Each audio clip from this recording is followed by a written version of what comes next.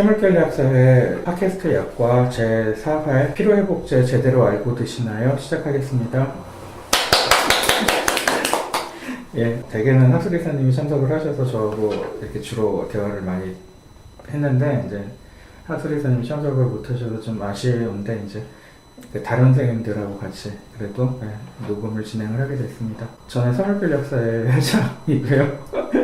오늘 홍보이사님하고 또 다른 선생님하고 같이 이렇게 녹음을 하도록 하겠는데, 저희가 맨날 내용만 얘기를 하고 소개는 제대로 한 번도 안 한 것 같아요. 이제 약사의 전문성을 바탕으로 신뢰받는 약사가 되고, 그리고 또 국민 건강에 기여하는 약사가 되기 위한 그런 어떤 활동들을 하고 있습니다. 그래서 이런 팟캐스트를 하는 것도 어떤 국민 건강에 조금 더 기여하는 활동의 일환으로 국민 여러분들께 올바른 의학 지식, 그리고 또 어떤 보건의료 환경이 어떻게 좀 개선되고 바뀌었으면 좋겠다, 이런 것들을 주로 많이 다루고 있는 것도 그런 이유 때문에 그런 건데요.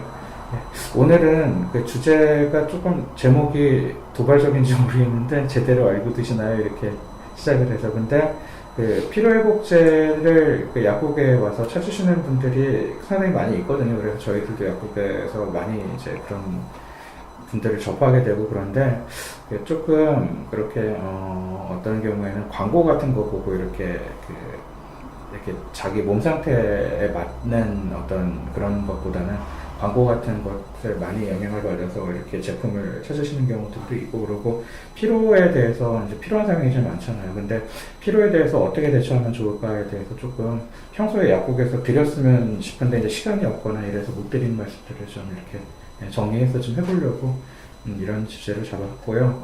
먼저 시작하기 전에 저희가 지난번에 이대 목동병원 신생아 사망 사건을 다뤘었잖아요. 근데 6일이니까 그제죠. 그제 이제 경찰 수사 결과 발표가 됐는데, 4월 전인 3일 날에는 구속영장 심사가 법원에서 있었잖아요. 그래서 그날 법원 앞에 이번에 새로 의협회장에 당선된 최대집 당선인이 와서 시위도 하고 그런 것들이 언론에 보도가 됐는데, 그러니까 실무 의료진에 대해서 책임을 묻는 거에 대해서 이제 합당하지 않다고 항의하는 그런 내용 좀 어떻게 보셨어요?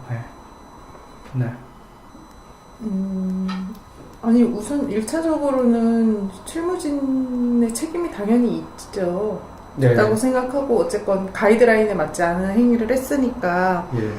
그런데 이제 의협회장의 말도 사실 일리가 있는 부분이 있기는 있어요. 그러니까 그 병원 시스템의 문제도 있는데, 실무진만 처벌하는 것에 대해서는 이제 그 부분은 일리가 있지만, 근데 그걸 또 지적하진 않았거든요. 이대목동병원 경영진에 대한 책임을 물어라, 이런 얘기를 한 건 아니고, 다만 왜 실무 의료진의 잘못으로 이렇게 자꾸 처벌을 얘기하느냐, 이제 이런 거에 대한 항의를 한 거죠. 언론에 보도된 걸 보니까 이대목동병원이 93년에 문을 열었는데, 그때부터 25년 동안 이제 올해가 18년이니까 25년이죠.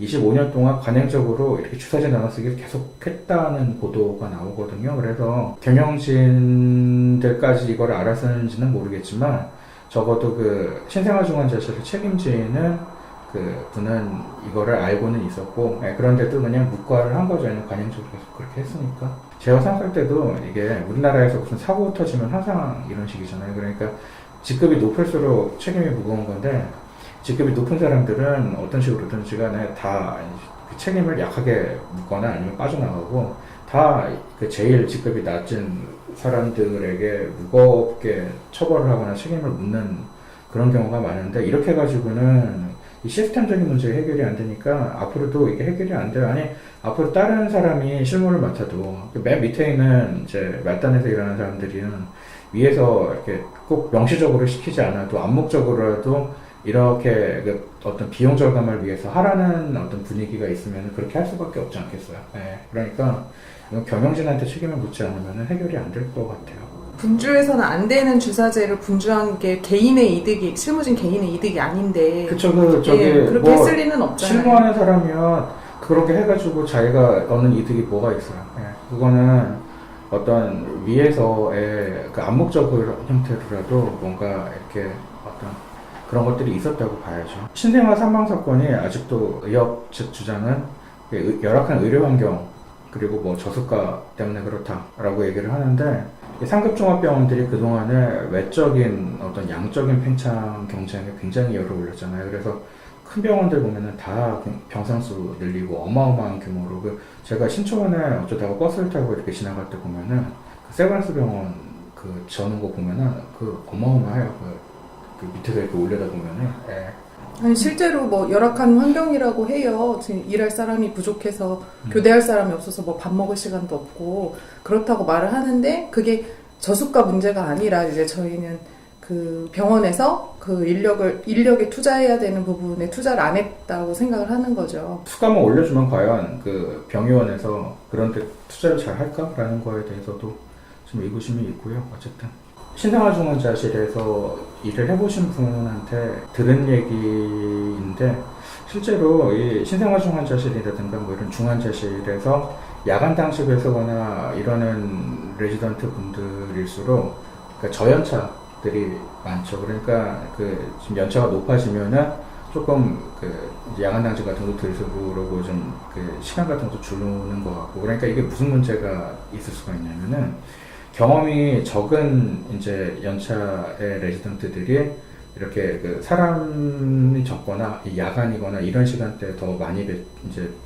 배치가 된다는 거예요. 그러면은 의사도 사람인데 갑자기 이렇게 환자가 중태에 빠지거나 사고가 생기면은 당황할 수가 있잖아요. 이럴 때 충분히 백업이 있다든가 아니면은 좀 더 경험이 풍부한 인력이 옆에서 이렇게 도와준다든가 이런 게 없을 가능성이 있거든요. 실제로 지금 유가족들이 사망한 신생아들 유가족들이 하는 말이, 우리 애들은 CPR이죠. 심폐소생술도 못 받았다. 이런 얘기를 하잖아요. 그러니까 이게 감염이 된 것도 문제지만, 감염이 돼서 이제 증상이 나타났을 때 뭐 열이 심하게 오르고 이런 증상이 있었을 때, 그때도 신속하게 빨리 대응 조치가 이루어지지 못한 게 아닌가. 그런 생각이 들거든요. 근데 그런 데에는 이런 문제점들도 있기 때문에 조금 응급실에 대해서 인력을 더 충분히 배치를 하고 이런 것들이 좀 있었으면 좋겠어요. 근데 보면은 현실은 이렇게 일단 좀 경험이 부족한 저연차 레지던트들이 그때그때 이런 상황에 부닥치면서 그러면서 배우는 거잖아요. 그러니까 미리 트레이닝이 어느 정도 되고 나서 배치가 돼서 일을 하는 게 아니라, 경험이 좀 아직 적더라도 일단 일을 하면서 현장에서 그야말로 부딪히면서 배우는 거기 때문에 아슬아슬하게 계속 이루어지는 거잖아요. 매일매일의 중환자실 경영이, 그러니까 운영이, 그러니까 이게 환자 입장에서는 이제 좀 불안한 요소가 되는 거거든요. 그래서 이 중환자실 같은 경우에는 당장 뭐 우리 국민들 중에 누구라도 오늘 내가 아파서 갈 수 있는 곳이고, 그래서 조금 국민 안전의 차원에서 좀 더 이렇게 인력 확충이라든가 좀 안정적인 운영이 이루어지도록 국가에서 좀 신경을 써야 되는 게 아닌가 하는 생각이 드는데, 그냥 무조건 이거를 수가만 올려주면 된다는 식으로 할 게 아니라, 국가에서 좀 면밀하게 중환자실 운영 실태라든가 이런 것들을 좀 파악을 해서 어떤 문제점이 있는지를 좀 면밀하게 파악을 하고 대책을 좀 세웠으면 좋겠다는 생각이 들어요. 그냥 이렇게 이거를 바로 뭐 수가 문제 때문에 그러니까 수가를 올려줘야 된다 이렇게 간다는 건 좀 논리적인 비약이 있다는 생각이 들고요.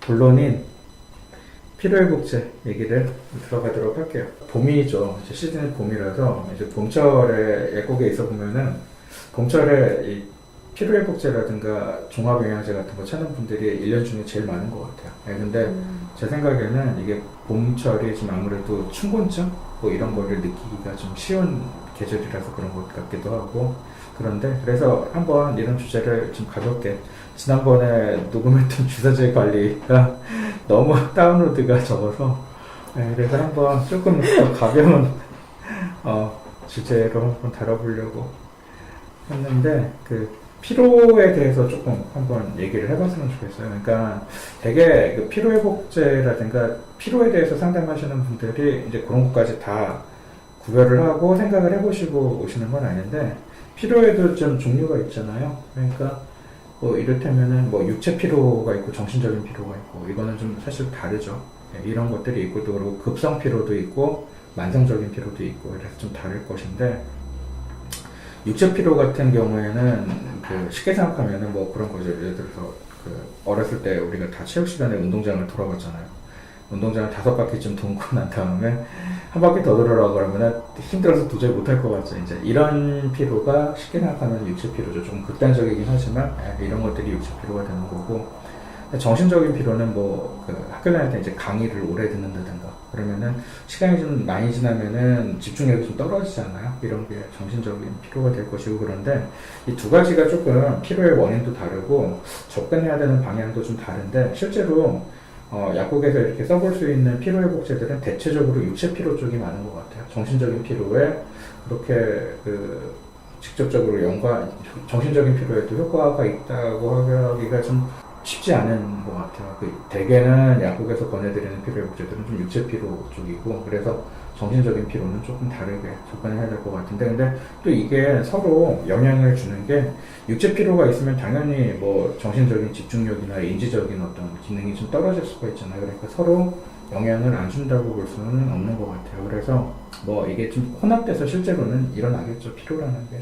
그렇기는 한데 좀 구별해야 될 필요는 있는 것 같고, 그리고 급성 피로랑 완성 피로의 기준은, 제가 이 급성 피로는 되게 이렇게 심각한 문제가 되는 경우가 잘 없잖아요. 누구든지 뭐 활동을 많이 하면은 잠을 좀 못 자거나 육체 활동을 많이 하거나 그러면 급성 피로는 다 누구나 일시적으로 느낄 수 있는 거기 때문에 이거가 이제 심각한 문제일 가능성은 별로 없는데, 만성 피로는 조금 다르죠. 만성 피로는 이따 우리가 얘기도 해보겠지만 뭔가 기저질환이 있어서 그 증상 중에 하나로 피로가 나타나는 경우들이 꽤 있기 때문에, 만성 피로는 한번 다른 내가 몸에 문제가 있어서 지금 만성 피로가 있는 게 아닐까라고 한번 생각을 해봐야 되는데, 이 기준이 궁금해서 언제부터 이제 얼마나 오랫동안 피로가 있어야 만성 피로라고 하나 좀 찾아봤는데, 위키피디아에서 보니까, 영문 위키피디아에서 보니까 한 달 정도 얘기하는 것 같아요. 보통. 그래서 한 달 넘게 이제 만성 피로가 있던가, 아니면은 좀 좋아졌다 나빠졌다 하더라도 자꾸 재발하는 피로가 있던가 그러면은 만성 피로로 이제 어느 정도는 인정을 할 수가 있을 것 같은데. 자, 그러면 한번 그 피로에 대해서 이렇게 좀 분류를 해봤는데, 나중에 다시 또 말씀을 드리겠고요. 좀 강의 같네요. 그리고 이 만성 피로를 유발할 수 있는 질환이나 아니면 상태가 있잖아요. 요거를 좀 한번 정리해서 얘기를 해보려고 하거든요. 근데 일단은 좀 자가 면역 질환 같은 게 있죠. 그러니까는 실리악병 같은 게 있거나, 실리악병이 글루텐 단백질에 대해서 알러지가 있어서 소천점막에 염증이 생기는 거잖아요. 이런 것들이 있으면은 흡수 불량이, 영양소 흡수 불량이 있을 수가 있기 때문에 그런 것 때문에 또 피로를 유발할 수도 있고, 다발성 경화증이라든가 중증 근무력증이라든가 쇼그렌 증후군은 이제 눈이나 입 같은 점막에 이상이 있어서 이제 분비 기능이 떨어지는데, 근데 이런 것들도 만성 피로를 유발할 수가 있고, 빈혈이 있는데, 빈혈이 되게 약국에 오셔서 빈혈 아니냐고 물어보시는 분들 중에 이제 스스로가 빈혈이 아닐까 이렇게 생각하시는 분들 중에 보면은 어지러우니까 빈혈 아닌가라고 얘기하시는 경우가 많이 있는데, 실제로는 빈혈이라고 다 어지럼증이 있는 건 아니잖아요. 실제로는 피로 같은 것도 되게 자주 나타나는 것 같거든요. 근데 좀 이렇게 나른하게, 손 까딱하기 싫을 정도로 이렇게 좀 귀찮은 그런 피로 같은 것들도 있을 수 있고, 그리고 빈혈 환자들 중에 두통 같은 게 있는 분들도 좀 있는 것 같아요. 왜냐하면 이 빈혈이라는 게 결국엔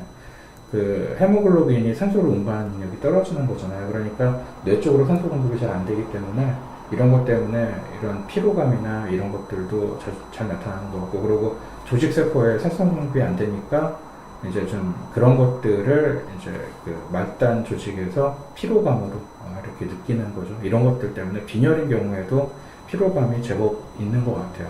그런 경우도 있고, 그 다음에 또 유명한 게 암 때문에 피곤한 거.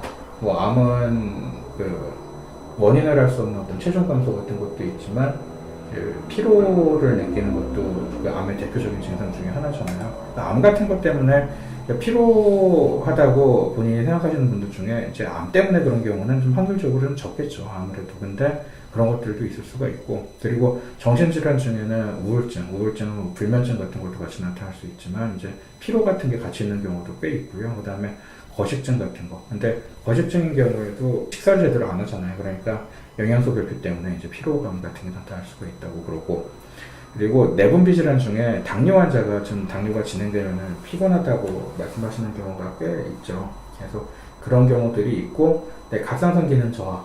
근데 보면은 갑상선 기능 항진증도 피곤하다고 하시는 경우가 꽤 있는 것 같아요. 몸 컨디션이 안 좋다고 이렇게 말씀하시는 경우들이 좀 명확히 있는 것 같거든요. 그 다음에 의학적으로 이거는 완전히 정립된 건 아닌데 부신피로라는 어떤 그런 개념이 있죠. 이건 대체의학 쪽에서 얘기를 하는 건데, 부신이 콩팥 위에 있는 그 분비 기관이잖아요. 분비샘인데 이 부신이 하는 역할 중에 그 코티졸이라는 그 스테로이드 호르몬을 분비하는 기능이죠. 근데 코티졸이 우리가 스트레스를 받으면 그 스트레스를 이겨내도록 도와주는 호르몬이잖아요. 그런데 반복해서 계속해서 스트레스를 받게 되면은 부신이 그때마다 이 코티졸을 분비를 하잖아요. 근데 이게 부신이 할 수 있는 역량에 한계가 있으니까 나중에는 이 코티졸 호르몬을 분비하는 기능이 저하가 돼가지고 이 외부 스트레스에 적절하게 대처를 못하게 돼요. 그러면 그때부터는 이제 외부에서 스트레스를 받으면은 코티졸 분비가 제대로 안 되니까 더 심하게 피로를 느끼거나 피로도 잘 안 되고 이제 이런 것들이 나타날 수가 있는데, 아직까지 뭐 이게 완전히 주류의학 쪽에서 정립이 돼가지고 인정을 받는 건 아니지만 이런 개념들이 있죠. 이런 것들도 내분비 기능하고 관계가 되는 그런 피로고, 그 다음에 심장질환이나 뭐 간질환이나 신장질환 같은 게 있을 때도 피로를 느낄 수가 있죠. 그러니까 심장질환이 있어서 심장의 그 어떤 그 혈액을 뿜어내는 그런 그 능력에 좀 저하가 있다든지 그럴 때에도 피로를 느낄 수가 있고, 왜냐면 혈액 공급가 잘 안 될 수가 있으니까. 그 다음에 간질환이 있을 때도 그렇고, 그 다음에 간질환이 있을 때는 이제 해독 기능이 떨어지잖아요. 이런 것들도 연관이 있고, 그 다음에 심장질환도 몸에 노폐물을 배설하는 게 조금 원활하지 못할 테니까 이런 것들도 이제 피로감하고 관계가 있을 수가 있는 질환들이고, 그 다음에 저혈압 같은 거. 그 혈압약을 처음에 복용하시기 시작하면은 이게 혈압이라는 게 그 이렇게 단기간에 사람에게 위해를 미치는 게 아니라 10년, 20년을 두고 수명을 단축시키잖아요. 그래서 뭐 동맥경화라든가 이런 것도 더 많이 올 수가 있고 이렇기 때문에. 근데 오히려 이 혈압약을 안 드셨을 때보다 혈압약을 복용하고 나서 처음에 이렇게 좀 몸이 안 좋거나 무겁거나 피곤하다고 얘기를 하시는 경우가 왕왕 있죠. 혈압이 떨어지니까. 저혈압이 있어도 피로감을 많이 호소를 하잖아요. 저는 예전에 하던 약국에 그 기억이 나는 게, 어떤 연세가 좀 있으신 분이셨는데 그분은 맨날 그 저기 신문지를 항상 손에 들고 다녀요. 이렇게 말아가지고. 그래서 왜 그런가 했더니 이분이 저혈압이 있는데 조금만 걸어도 피곤하고 힘들어가지고 이렇게 그 앉아서 쉬어야 되는 거예요. 근데 벤치가 항상 길거리에 있는 게 아니잖아요. 그러니까 항상 신문을 갖고 다니면서, 그러니까 이게 약국에서 가만히 이 저기 오시는 분들하고 이렇게 보면은 그 사람만의 사연이 있거나 그 사람만의 어떤 그 몸 건강이랑 관련돼서 이런 행동을 하시는 경우가 꽤 있어요. 그래서 좀 그런 것들도 유심히 시간이 있으면 들어보면 좋은데, 바빠가지고 그렇게 못할 경우가 많은데, 그러니까 이분은 항상 그 신문지를 들고 다니세요. 그래서 이제 언제든지 힘들면은 깔고 앉아야 되니까. 그렇게 하시는 분인데, 한 번은 되게 심각하게 저혈압을 어떻게 해야 되는지 고민을 하셔서, 근데 마땅한 약물 치료법이 없잖아요. 근데 그 소금물 같은 걸 좀 드시면은 저혈압은 좀 도움이 될 수는 있죠. 근데 그렇게 하는 경우도 있다고 하더라고요. 저혈압이 좀 있는데 마땅한 방법이 없을 때는. 근데 어쨌든 시간에 그런 경우도. 그렇죠. 환자가 그 혈압약을 처방을 받는 거 한 달에 한 번 의사를 만나러 가잖아요. 그럼 그때 혈압을 재보고 그걸 기준으로 약을 받는 거예요. 그러니까 그때 정상 범위에 들어가면 혈압약이 전하고 똑같이 나오거든요. 근데 혈압도 마찬가지고 혈당도 마찬가지고 이게 매일의 그 뭐 이렇게 자기한테 닥쳐오는 스트레스라든가 환경이나 뭐 온도 조절 이런 거에 다 영향을 받고 오르락 내리락 막 이러잖아요. 그래서 그 사이 혈압약을 받으러 갔던 날은 혈압이 약간 있었고 평상시에 혈압은 그보다 훨씬 낮게 유지가 되고 이럴 가능성도 있어요. 그렇죠. 네, 그래서 환자분이 매일 혈압을 재보지 않는 한 그 다시 의사를 만나러 가기 전까지 이분의 혈압이 항상 이렇게 적정 상태로 유지된다고 말할 수는 없고요. 그래서 그런 상태가 의사를 만났을 땐 처방을 적정하게 받았는데 평상시 생활에서는 이게 평상 좀 낮게 유지가 되는 경우가 있을 수가 있고, 그래서 높은 것도 문제지만 너무 낮게 유지가 돼도 환자가 활력이 떨어지거나 피곤하거나 그럴 수가 기력했거나 있죠. 예, 네, 그래서 그렇게 될 수 그 있어요. 혈압약 처음에 그리고 혈압약 얘기가 나왔으니까 말인데 혈압약을 한 번 먹기 시작하면 평생 먹어야 된다는 그런 속설이 있어서 근데 그거는 그래서 마치 그렇게 생각하시는 경우가 되게 많은 것 같아요. 그러니까 이게 뭔가 혈압약에 중독이 돼서 아니면 혈압약에 뭔가 포로 노예가 돼가지고 할 수 없이 내가 그 평생 혈압약을 못 끊는다. 근데 그렇다라기보다 이제 혈압약을 시작을 하면은 그 아무래도 이 연세가 좀 있으신 경우들이 많고 그리고 사람이 이제 나이를 먹을수록 혈압이 대개는 오르지 내리지는 않잖아요. 이제 그 나이를 먹을수록 그 혈관 탄력성이 떨어지기 때문에 혈압이 올라가는 경우가 대부분이죠. 그러니까 그러다 보니까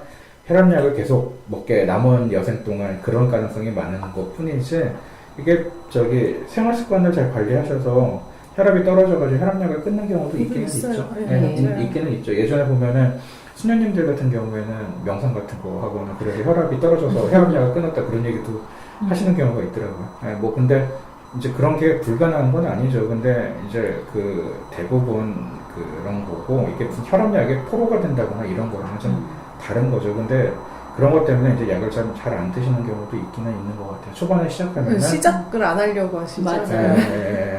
그거를 좀 두려워하거나 아니면 그리고 혈압약을 먹게 되면은 남자분들 같은 경우에는 이걸 들어해놓고 사용은 잘 안 하시는데 발기부전 같은 것도 잘 오는 것 같아요. 맞아요. 혈압약의 대부분이 다 발기부전하고 조금씩은 연관이 있을 수가 있거든요. 그러니까 이제 그런 게 또 싫어서 맞아요. 말은 못하겠고 창피해서 그런데 이렇게 슬그머니 잘 안 먹거나 이런 경우도 꽤 많은 것 같아요. 제가 어제도 독서 모임을 하고 왔는데 그 이제 친한 분들하고 이렇게 같이 그 책 읽는 모임이 있거든요. 거기서도 잠깐 얘기가 나왔는데 좀 이런 걸 보면은 그 환자분들하고 스킨십이 뭐 의사들도 그렇지만 약사들도 좀 이렇게 그런 얘기까지 좀 이렇게 소독들이 좀 하고 이래야지 그 사람들 진짜 도움을 줄 수 있잖아요. 근데 좀 지금 환경에서는 좀 그런 게 부족하지 않나 좀 그런 생각이 들더라고요. 어제도 그런 얘기가 있었는데 그리고 그 홍보이사님은 그런 적도 있다면서요. 오신 분 중에서 하도 피곤해서 저희 약국에 어떤 할아버지가 오셨는데 할아버지가 이렇게 수술 자국이 있었어요. 이렇게 한쪽으로 길게 목에 이렇게 쬐다가 다시 꼬맨 자국이. 그러니까 수술한 지 얼마 되지 않으셨던 것 같은데 이게 수술 자국이 있어서 제가 그걸 봤거든요. 근데 이제 그분하고 얘기를 하다가 그 수술 자국에 대해서 얘기를 하게 됐는데 그러시는 거예요. 자기가 원래는 그렇게 활력이 없고 그런 사람이 아니었는데 어느 순간부터 몸이 너무 많이 피곤해졌대요. 근데 이제 병원에 갔는데 노인의 피로는 아주 흔한 일이잖아요. 그렇죠. 그러니까 병원에서 별 이상 없다. 그리고 뭐 혈압 재고, 혈당 재고 막 이렇게 했는데 이상이 없으니까. 그렇죠. 아무 이상이 없었는데 이분은 아무리 생각해도 자기가 정상은 아닌 것 같다라고 생각을 했대요. 그러니까 조금 피곤한 정도가 아니고 이분은 어디 자리인데 그러니까 이게 그러니까 이게 중요한데 이게 좀 내가 생각했을 때도 정상적이지 않은 것 같다는 느낌이 있는 거잖아요. 그렇죠. 네. 너무 이상하다. 네, 그러니까 앉기만 하면 꾸벅꾸벅 졸았대요. 네. 뭐 조금만 편해지면. 그래서 이분이 이제 그 의사의 말을 믿지 않고 다른 병원을 갔어요. 좀 큰 병원을 갔는데 그래서 이제 검사 원래 1차 병원에서는 안 하잖아요. 그러니까 그런 검사를 했는데 양쪽 다 경동맥이 많이 막혔다. 총파 같은 걸 했구나. 네, 그렇게 그걸 발견을 해서 한쪽은 이제 뚫는 수술을 했고, 근데 다시 그걸 한꺼번에 두 군데를 다 할 수는 없어가지고 다시 날짜를 잡았다고 말씀을 하시더라고요. 저도 그런 일은 정말 처음이에요. 그게 그러니까 근데 그거 하고 나서는 예, 좀 훨씬 나아졌대요. 그러니까 이게 제가 조사를 하다 보니까 만성 피로를 유발하는 그 질환 중에 뇌졸중도 있더라고요. 그러니까 이게 그 뇌 쪽으로 혈액 공급이 이것도 잘 안 되면은 피로감을 그렇죠. 느낄 수가 있는 것 같아요. 근데 참 이런 것도 그냥 이걸 어떻게 경동맥이 목에서 이렇게 뇌 쪽으로 올라가는 혈관이잖아요. 여기가 막혔는데 그것 때문에 피곤하다고 어떻게 생각을 하겠어요, 이거를. 그렇죠. 흔한 일이 아니죠. 흔한 일이 아닌데 이런 것도 왕왕 있을 수 있기 때문에 나중에도 다시 좀 제가 말씀을 드리겠지만 이상할 정도로 내가 생각할 때도 설명이 잘 안 되는 피로가 있다든가 이런 거는 뭔가 질환일 가능성을 생각을 해봐야 된다는 거고 그리고 이게 좀 이런 걸 보면은 환자 스스로가 느끼는 거라든가 이런 것도 그렇게 무시할 거는 아닌 것 같아요. 맞아요. 자기 몸에 대해서 24시간 모니터링하는 건 환자밖에 없기 때문에 그렇고 그다음에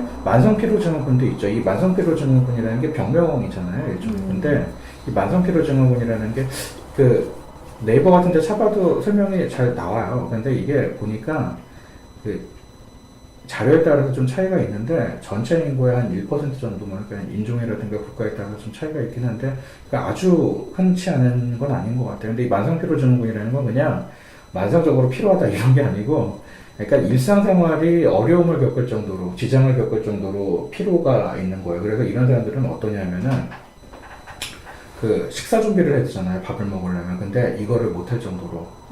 그러니까 누가 밥을 차려주든지 이래야 돼요. 그리고 쇼핑 가는 것도 힘들어해서 누가 옆에 붙어있든지 대신 쇼핑을 해다 줘야 되고, 이런 정도의 일상생활에 지장이 있을 정도인 거예요. 그래서 이렇게 심하게 나타나는 것들이 있고, 이거를 완전히 원인이 뭔지는 아직도 밝혀지질 않았는데, 이게 일종의 중추신경계 쪽의 염증 질환이라고 보더라고요, 이거를. 근데 이제 특징 중에 보면은 수면에 문제가 발생하거나, 그 다음에 그 근육통 같은 게 잘 수반이 되고 이런 것들이 있어요.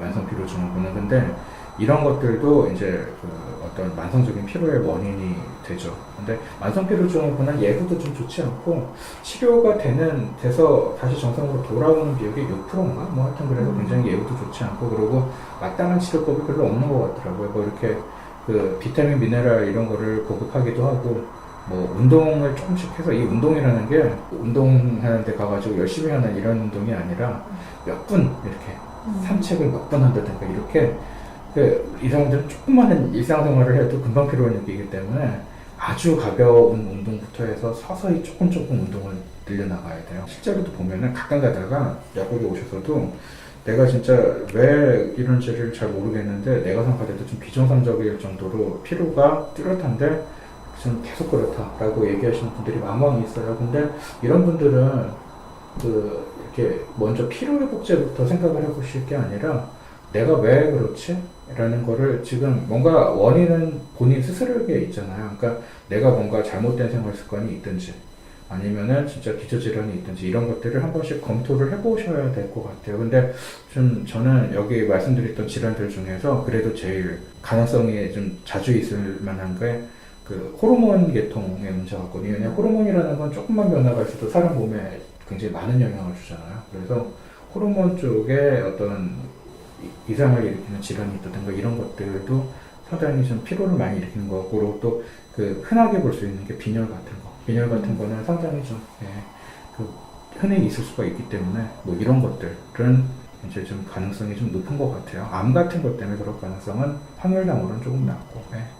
근데 그 빈혈이 있는 경우 제가 보면 아주 얼굴도 청백하고 명백히 빈혈로 보여요. 그런데 뭐 검사를 안 해보니까 근데 문제는 검사를 했어요. 했을 때 네, 검사를 했는데 병원에서 정상이라고 그래요. 근데 경계성 빈혈 같은 걸 수도 있고. 그럴 수도 있고, 이제 흔히 이제 무슨 대체약이나 이런 데 얘기를 들어보면 그런 게 있잖아요. 이분이 여자의 몸 안에, 여자분이라고 한다면 혈액이 5리터가 있어야 돼요. 그런데 혈액이 충분히 만들어지는 사람이 아니에요. 그러니까 전체 혈장분의 혈구나 뭐 혈액의 혈구의 상태나 이런 건 정상이지만 전체에 있어야 될 혈액량이 적을 수가 있죠. 생리를 많이 한다든지 어쨌든지. 그러니까 그런 건 측정이 잘 안 되는데 그 병원에선 그것까지 측정을 할 수는 없으니까 정상이라고 했고, 이분은 병원을 신뢰하기 때문에 나는 빈혈이 없다고 하는데, 그럼에도 불구하고 툭 하면 기운이 없고 소화도 안 되고 어지럽고 그런 게 계속 반복이 되는 경우가 있어요.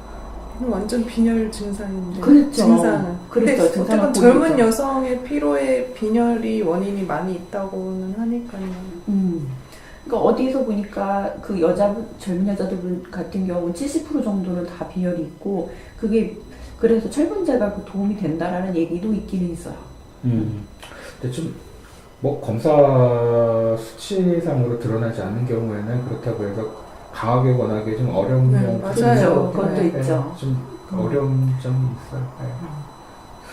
그래서 사실 필요하다고는 하는데, 근데 이제 뭐 생리 전후로 뭐 특히 그렇다든가 그러면은 이제 생리할 때 혈액이 소실돼서 그런 것들이 영향을 미칠 수도 있으니까 이렇게 좀 그 잠깐 동안 먹을 수 있는 철분제 같은 걸 좀 드려보기도 하는 편이거든요. 예, 그래서 또 개선이 되면은 조금 그런 것 때문에 그렇다고 조금 더 생각을 해볼 수도 있고 이제 그런 정도인 것 같아요.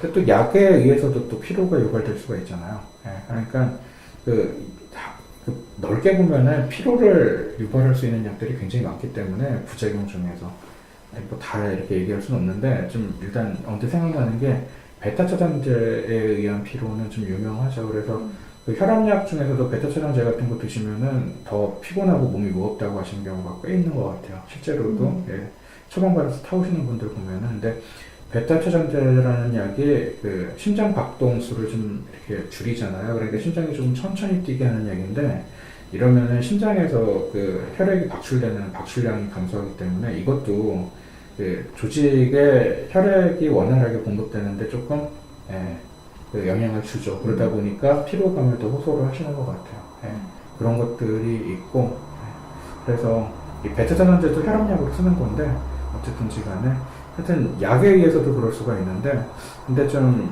그 약국에 있다 보면은 약의 부작용 때문에 자기가 그 어떤 불편감이 생기는 경우도 꽤 많이 있거든요. 근데 내가 이게 먹는 약 때문에 이렇지 않을까라는 생각을 못 하시는 경우도 굉장히 많은 것 같아요. 그래서 전에 없던 몸의 변화가 있다든가 그러면은 한번 내가 요새 약을 새로 시작한 게 있다면은 그것 때문에 그렇지 않은지도 생각을 해보시고 그 조제받은 아니면 구입하신 약을 구입하신 약국에 연락을 하셔서 한번 상의를 해보시는 것도 필요할 것 같아요. 이게 최근에 시작된 약하고 시기적으로 겹쳐서 뭔가 몸에 변화라든가 이상이 있을 때는 그럴 가능성도 꽤 많이 있거든요. 예.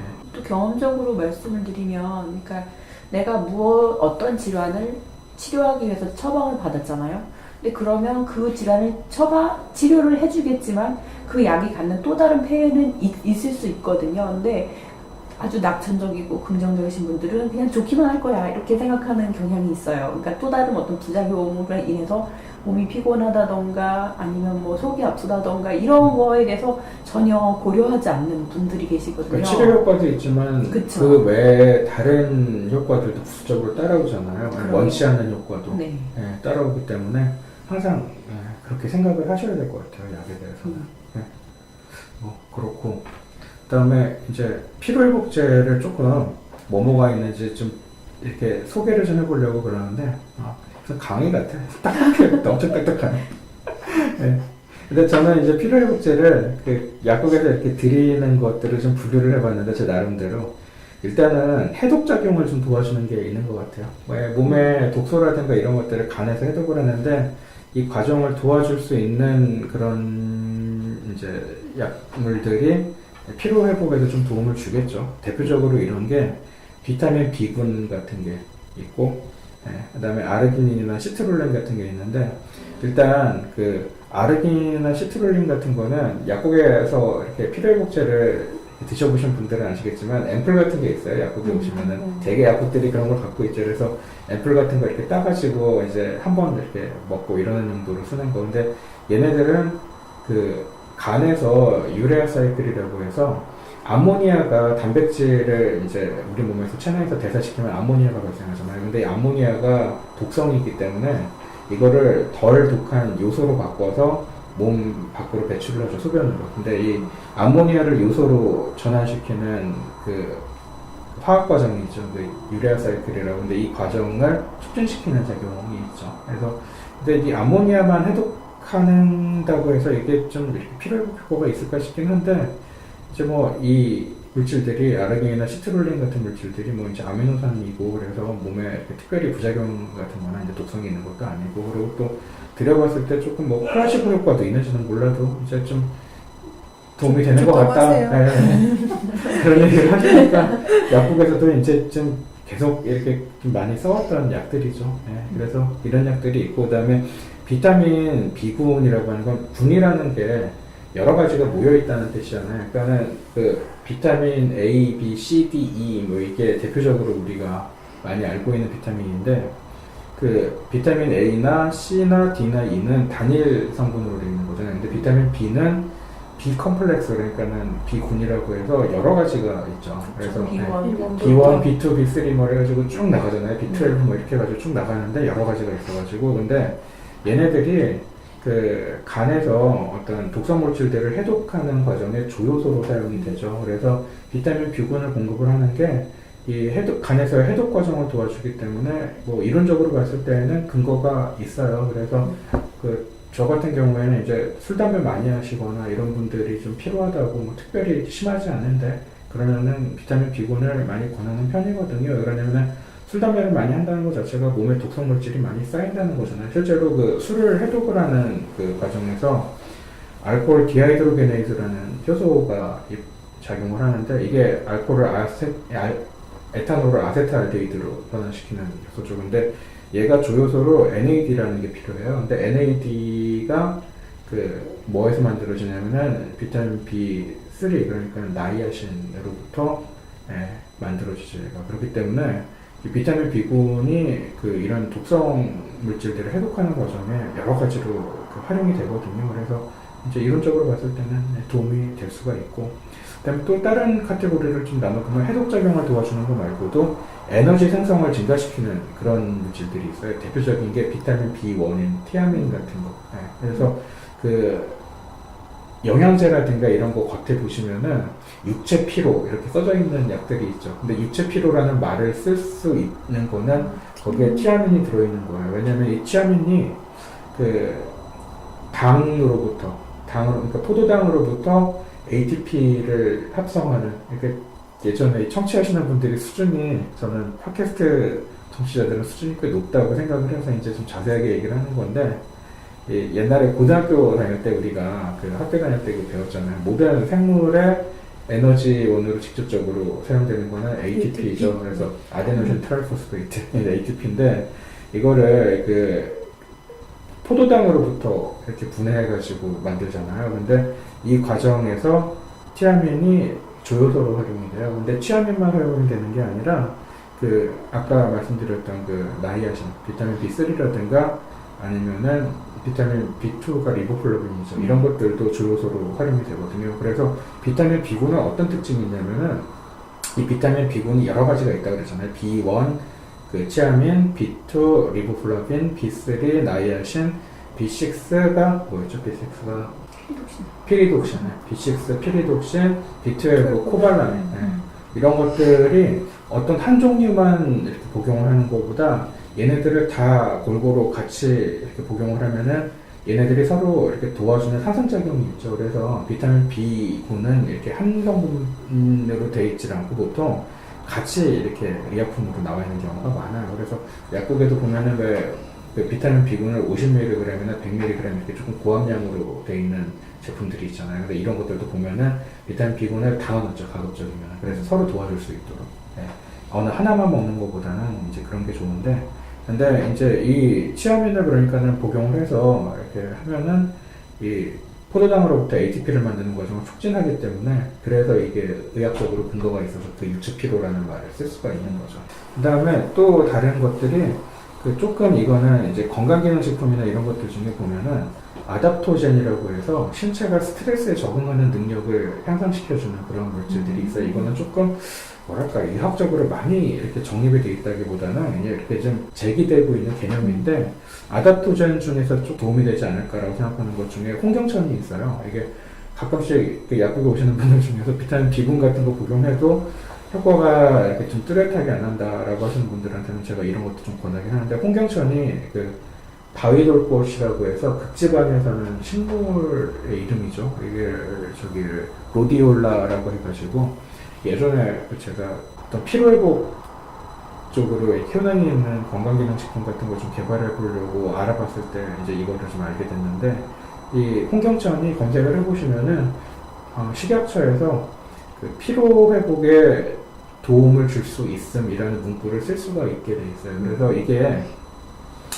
홍경천에 대한 논문들을 검색을 해보면은 어떤 육체적인 피로 말고도 정신적인 피로 있죠. 이런 것들, 뭐 예를 들면은 이제 의사들이 야간 근무 같은 거 하고 나서도 조금 피로가 개선됐다 이런 논문들이 있고 뭐 그래요. 검색을 해보면. 근데 이게 근거가 아주 강한 편은 아닌 것 같고 도움이 된다는 결론이 있는 연구들도 있고, 글쎄 뭐 별로 플라시보에 비해서 효과가 뚜렷하게 없다 뭐 이런 이제 결과들도 있고 이게 좀 섞여 있어요. 근데 그래도 이제 뭐 부작용 같은 것도 별로 없어 보이고, 그리고 좀 딱히 다른 이제 뭐 피로회복제 같은 걸로 도움을 못 받았을 때는 조금 쓸 수 있는 점인 것 같아요. 홍경천이 이게 무슨 연예인 이름 같다고 하신 분들이 있죠. 그 얘기를 많이 해요. 제가 얘기를 하면 홍석천이 이름이 붙어잖아요. 그래서 그 피로회복제의 어떤 작용은 이런 것들이 있는 것 같아요. 약국에서 이제 써볼 수 있는 거. 그런 것들이 있는 것 같고, 태반 같은 것도 있죠. 이제 지금 네. 고가가 태반 같은 것도 있는데, 태반 같은 거는 예전에 어르신들이 집에서 아기 낳고 나면은, 그러면은 옛날에는 집에서 아기를 낳았으니까 이 태반이 딸려 나오잖아요. 아기 낳을 때 이거를 씻어가지고 바로 그 자리에서 썰어서 먹었다는 얘기가 그래요? 있어요. 예. 그런 얘기가? 그런 얘기 처음 들어보셨어요? 네. 상상했어. 정말에다 썰어가지고. 근데 절대로 따라 하시면 안 됩니다. 뭐 모르겠어요.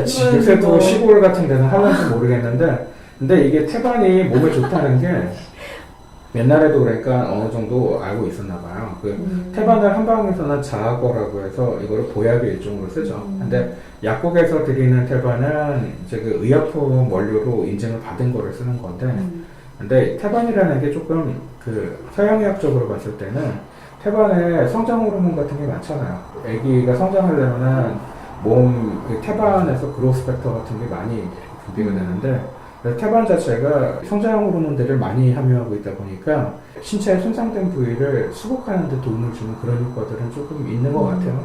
이렇게 좀 이론적으로 생각을 해본다면. 그래서 이 태반을 어떤 경우에도 좀 종종 약국에서 권하냐면은 큰 병치를 하고 나서 그 몸이 좀 좋지 않다는 어르신들이나 이런 분들한테는 좀 써볼 만한 것 같아요. 그래서 그런 경우에도 좀 권하기도 했었고, 근데 좀 암 환자들이나 아니면 예전에 암을 앓은 적이 있었던 분들한테는 잘 안 권하죠. 왜냐면 이게 성장 호르몬들이 있다 보니까 암세포의 성질이 이게 뭔가 이렇게 좀 자꾸 성장하는 거잖아요. 그래서 혹시나 뭐 이렇게 뭐 어떤 뭐 연구 결과가 이렇게 있어서 얘기를 하는 건 아니지만 좀 악영향이 될 수 있지 않을까 해서 이제 암 환자들한테는 이런 걸 안 권하는 편인데, 근데 이렇게 병후 회복이나 이런 데는 좀 이론적으로 봤을 땐 도움이 될 수도 있고 괜찮은 것 같기도 해요. 그래서 그런 경우에 또 약국에서는 좀 권하는 편이고, 저는 좀 개인적으로 그 얼마 전에 어떤 이제 분이 오셔서 그 피로회복제로 뭐를 먹으면 좋겠는지 이렇게 한참 얘기를 하시다가 비타민 D를 먹으면 안 되냐고 계속 물어보는 거예요. 그래갖고 내가 비타민 D는 피로회복에는 무슨 근거가 없다.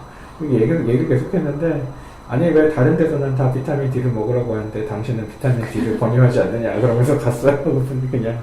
근데 사실 그 어느 정도 근거가 있는 걸 권하는 거기 때문에 비타민 D는 피로회복 효과가 별로 없어요. 비타민 D가 여러 가지로 좀 의외에, 비타민 D가 이제 원래 제일 의학적으로 근거가 정립되어 있었던 거는 칼슘 흡수에 대한 거잖아요. 그래서 뭐 골다공증이 있거나 뭐 아니면 이제 몸에 체내 칼슘이 부족하거나 이런 분들한테는 비타민 D가 확실히 효과가 있다고 오래전부터 알려졌었던 건데, 이제 최근에 이제 보면은 뭐 권선 같은 데도 비타민 D가 효과가 있다고. 권선이라는 게 이제 피부에 이렇게 각질 같은 게 있어서 과증식이 있어가지고 대칭적으로 나타나는 이제 피부 질환 중에 하나인데, 그런 데에도 비타민 D가 좀 도움이 된다고 해서 왜 이렇게 비타민 D를 이렇게 다른 약으로도 처방이 나오잖아요. 이제 그런 것들이 있고, 조금 이제 근거가 강하지는 않지만 호흡기 감염 질환 같은 데도 효과가 있다고 하죠. 아니면 면역력을 올려주는 효과가 있어서. 그래서 저 같은 경우에도 이제 왜 겨울에 감기를 여러 번 걸려가지고 그 병치레를 자주 하시는 분들이 있죠. 이렇게 보통 이 감기를 겨울에 한두 번 정도 걸리는 거는 뭐 이렇게 있을 수가 있는 일인데, 세 번, 네 번 이렇게 자꾸 반복해서 걸리면은 좀 힘들잖아요, 사람이. 그래서 그런 분들 같은 경우에는 이제 초겨울에 이렇게 비타민들을 좀 고함량으로 된 거, 5,000IU 이런 거 좀 드시라고 말씀을 드려요. 그러면 또 감기를 평상시보다 덜 걸리는 것 같다는 얘기를 종종 하시거든요. 근데 그게 좀 이론적으로도 근거가 있는 게 비타민 D가 면역력을 올려주는 작용이기 때문에 좀 도움이 될 수가 있죠.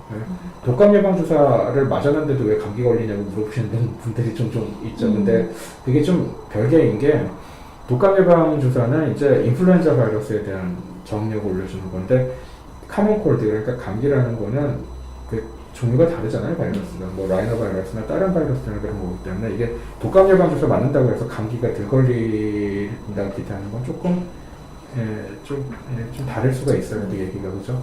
그래서 생각이 나는데 그런 게 하여튼 그래서 그런 쪽으로는 오히려 좀 근거가 있다고 볼 수 있는데 필요 효과가 별로 없어요. 비타민 D가 요새 하도 그 건식업체들이 많이 밀기 때문에 그래서 자꾸 그렇게 그런 쪽으로 생각을 하시는 분들이 있는데 좀 그렇고 이게 좀 제품에 대해서 얘기를 하는 게 좀 부담스럽긴 한데 마치 우리나라 피로회복제 대명사처럼 얘기되고 있는 우루사에 대해서 한번 좀 얘기를 안 할 수가 없는 것 같아요. 왜냐면 워낙에 그 피곤하다고 해서 무조건 우루사를 지명하시는 분들도 많고 이래가지고 근데 아까도 우리가 그 얘기가 나왔지만 만성피로 같은 경우에 뭐 다른 질환 때문에 그런 경우도 있고 뭐 약 때문에 그럴 수도 있고 다른 원인에 의한 경우들도 많이 있잖아요. 근데 이제 이 우루사가 무조건 다 모든 피로에 다 도움이 될 수 있는 건 아닌 것 같거든요. 그런데도 뭔가 우리나라는 인식이 그렇게 많이 잡혀 있어서 한번 우루사가 어떤 경우에는 도움이 될 수도 있고 어떤 경우에는 또 안 그럴 수도 있고 이런 것들을 정확하게 아는 게 약의 오남용을 피하는 데에는 중요한 것 같아서 한번 얘기를 좀 해보려고 하거든요. 우루사가 이 얼서라는 게 사실은 곰이라는 뜻이잖아요. 곰, 라틴어로 곰인데 대웅제약이 그 만드는 약은 전부 곰의 이름을 붙여요. 대웅제약 소화제도 그래서 배아제잖아요, 배아제. 그거 말고도 이제 대웅제약에서 만드는 약 이름에 배아가 많이 들어가요. 네. 어쨌든 이 우루사라는 거는 곰이라는 뜻인데 그 우루사 주성분이 UDCA라고 하는 그러니까 우루소 데옥시콜릭 애시드라는 거죠. 그래서 UDCA라는 게 뭐냐면 원래는 그 히스토리를 보면은 그 곰의 쓸개 있죠. 운담에서 채취가 됐던 성분인데 이 UDCA가 담즙산이라고 해서 담즙이라는 게 뭐죠 이게? 소화액이라고 볼 수 있나? 이게 간에서 만들어져서 그렇죠. 슬기에 저장됐다가 우리가 음식을 먹고 나면 십시장으로 분리가 되고 그래서 지방질 음식 성분이 흡수가 잘 되도록 해주는 유화시키는 에멀시피케이션 해주는 그렇죠. 성분이잖아요. 그런데 이 UDCA라는 거는 이제 우루사 성분인 UDCA가 하는 역할이 정확하게 얘기하면은 담즙산의 양을 증가시키는 거죠. 네. 정확하게 얘기하면은 담즙산의 양을 증가시키는 건데 이 담즙산이라는 게 이런 소화에도 도움을 주고 담즙산이 하는 역할 중에 뭐 여러 가지가 있는데 세균을 세균하는 작용도 있고 그다음에 소화관 운동을 조금 증진시키는 작용도 있고 여러 가지 작용이 있어요. 근데 이 우루사 성분인 UDCA를 복용을 하면은 1차적으로는 담즙산 양이 증가하거든요. 그리고 담즙 분비를 좀 촉진시켜주고 이러는 작용들이 있죠. 담즙이 원활하게 분비되도록 도와주는 이런 작용인데 1차적으로는 이제 이런 작용이 있어요. 그래서 이 왜 UDCA가 제일 그 처방이 나오는 경우는 주로는 어떨 때냐면은 담낭 떼내는 수술 같은 거 하고 나면은 이 우루사 성분이 조금 고함량으로 된 게 200ml 뭐 이런 것들이 처방이 나오죠. 그래서 담낭 떼내는 수술을 하면은 원래 이 담즙이 간에서 만드는 건 간에서 만들지만 이걸 저장해 놓는 거는 담낭 그러니까 쓸개잖아요. 그랬다가 이제 필요할 때마다 이 쓸개에서 이렇게 분비가 돼가지고 소화를 도와주는 건데 담낭을 떼어냈으니까 이 담즙에 그러니까 쓸개즙의 분비가 원활하지 못할 거 아니에요. 그래서 담낭 떼어내는 수술을 하고 나서 그 직후에 보면은 기름진 거 같은 거 드시면은 소화가 좀 잘 안 되거든요. 근데 우루사 같은 거를 이제 복용을 하시면은 그런 데도 좀 도움이 될 수가 있고 그렇죠. 그래서 이 담낭 수술하고 나서 이제 처방을 내는 경우도 있고 그 다음에 이 담석이 있어서 이거를 제거를 해야 되는데 어떤 분들 같은 경우에는 이 보통 담석이 있으면은 이걸 복강경 수술 같은 걸 해가지고 직접 이렇게 제거를 하잖아요, 요새는. 근데 그 수술을 하기가 좀 어려운 경우들이 있다고 해요. 이제 그럴 경우에는 우루사를 이제 처방을 내서 몇 달씩 이렇게 복용을 하도록 하죠. 그러면 이 우루사가 담즙의 양을 증가시키기 때문에 이게 담석을 녹이는 작용이 있어서 이제 담석을 용해를 시키죠. 그래서 담석 사이즈가 충분히 줄어들 때까지 그렇게 처방을 내기도 하는데 가장 그 우루사가 쓰임새를 이제 공인받는 거는 이런 쪽의 쓰임새예요, 원래는. 그렇고 저기 아까도 말씀드렸지만 담즙 분비를 촉진시켜서 이 담즙에 의해서 지방 소화를 돕기 때문에 그 약국에 있는 수많은 소화제들에 이 우루사 성분이 들어있어요. 그래서 심지어는 이따가도 말씀드렸지만 대웅제약에서 만든 배아제에도 이 UDCA가 10mg이 하나씩 들어있죠. 근데 대웅제약 배아제 말고도 다른 소화제 대부분 다 이게 들어가요. 페스탈에도 들어가고 이게 대부분 다 들어가거든요. 그래서 이런 것들을 일단 그 UDCA의 쓰임새로 볼 수가 있는데 이거를 대웅제약에서는 그 피로회복제로 이제까지 마케팅을 많이 했잖아요. 근데 이게 그 어느 정도까지 좀 그 맞는 얘기인지 이런 거를 좀 한번 따져보려고 그래요. 그리고 이 참 UDC에게 그 중요한 적용증 중에 하나를 얘기를 또 안 드렸는데, 이 담즙 자체는 간세포에 대해서 독성이 있어요. 그러니까 간에서 만들어진다고 그랬잖아요, 담즙이. 근데 이 만들어진 담즙이 빨리빨리 배출이 돼가지고 거기에 머물러 있지 않고 고여 있지 않고 나와야지 간에 손상을 안 주는데, 만약에 간에서 만들어진 담즙이 빠져나오질 않고 그 간에 계속 고여 있게 되면 이게 주변의 간세포를 손상을 시켜요, 독성이 있어서. 그래서 이걸 담즙 물체라고 하거든요. 이런 것 때문에 생기는 간 손상이 또 있어요. 그래서 우루사 200ml짜리랑 300ml짜리에 식약처에서 이렇게 허가해준 효능 중에 뭐가 있냐면은 원발성 담관 간 손상이 있죠. 그래서 프라이머리 빌리어리 시로시스라고 해가지고 이게 담즙 물체 때문에 생기는 간 손상이거든요.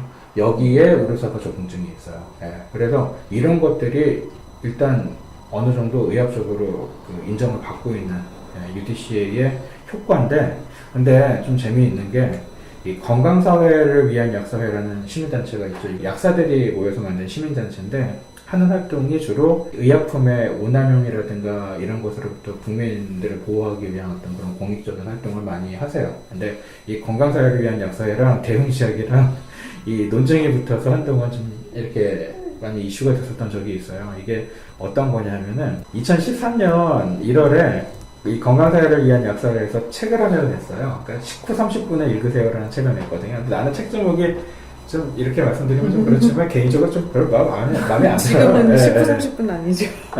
이 식후 30분이라는 거를 저는 이 약국에서 보약제도 해드릴 때도 거의 얘기를 안 하는데, 왜 그러냐면은 이게 식후 30분이라고 하면 하루 3번 먹으라는 얘기잖아요. 대개는.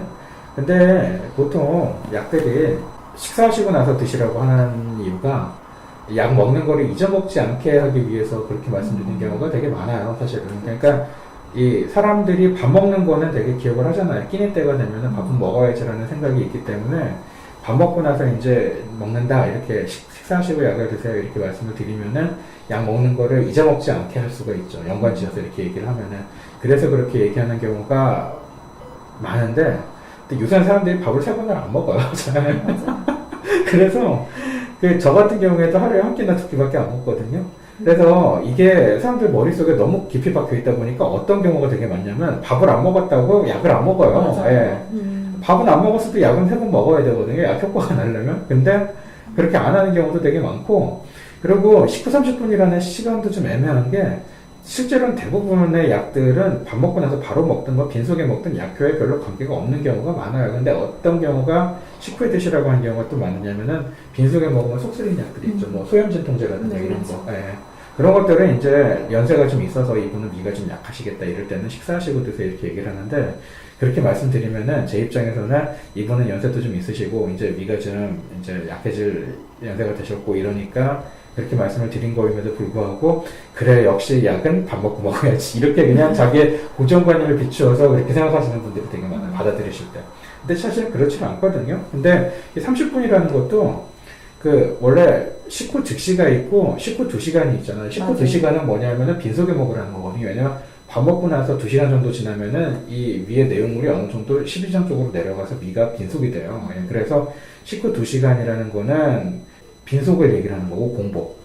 식후 즉시라는 거는 위장에 음식물이 있을 때를 얘기를 하는 거거든요. 근데 이 둘 사이에 애매한 시간대가 바로 식후 30분이에요. 그렇잖아요. 그러니까 이 식후 30분이라는 게 나는 왜 나왔는지 도대체 모르겠는데, 이쯤 애매한, 완전 공복도 아니고 완전 이 식후 직시도 아닌 이런 애매한 시간대를 지칭한 것 같아요. 근데 실제로 이렇게 하려면 굉장히 어려워요. 왜 그러냐면은 밥 먹고 나서 30분의 시간을 재고 있다가 약을 먹어야 된다는 얘기인데, 이게 해보면은 얼마나 이 어려운 일인지. 그래서 저는 실용성이 없다고 생각해서 이렇게 얘기 안 해요. 거의. 근데 저도 약 봉투로 바꿨어요. 근데 이게 처방전에는 다 그렇게 적어서 나오니까 사람들이 30분이라는 게 머릿속에 이게 완전히 인식이 굳어져 있거든요. 그래서 나는 별로 이게 책 제목이 이 건약분들한테는 좀 미안한 얘기지만 별 마음은 안 들어요. 근데 어쨌든 시간에 하여튼 뭐 이런 책을 건약에서 2014년 1월에 냈어요. 근데 그 중에 무슨 얘기가 있냐면, 우르사는 그 피로회복제라기보다 소화제에 가깝다 뭐 이런 얘기가 있었어요. 그러면서 정확하진 않은데 제가 그런 그 기억이 나는데 그렇게 치면 배아제도 수화제가 피로회복제다 이런 얘기를 왜냐면 배아제도 아까 말씀드렸듯이 UDCA가 우수 성분이 들어있거든요. 예. 그래서 이제 그런 얘기가 있었는데 아니 근데 이 책이 나왔을 때만 해도 대웅제약에서 아무 뭐 반응을 안 했어요. 왜냐면 이 책을 못 봤을 거예요 아마. 그렇기도 하고 그런데 문제는 뭐냐면은 같은 해 9월달에 건약 부회장님께서 MBC 뉴스데스크에 나가가지고 이 병원에서도 우루사 25ml, 50ml짜리는 소화제로 분류한다 이런 얘기를 한 거예요. 그러니까 이 우루사가 정리하자면은 우루사가 이제 25ml짜리가 있고 하나를 50ml짜리가 있고 100ml짜리가 있고 200ml짜리가 있고 300ml짜리가 있어요. 근데 200ml짜리, 300ml짜리는 아까도 말씀드렸지만 어떤 담석이 있는 경우라든가 아니면 담주불체, 그 간에서 만들어진 담즙이 빠져나오지를 못하고 간에 고여서 독성을 나타내서 생기는 어떤 간질환 이런 데에 치료용으로 쓰거든요. 그래서 200ml, 300ml는 전문의약품으로 되어 있어요. 처방이 있어야지만 되죠.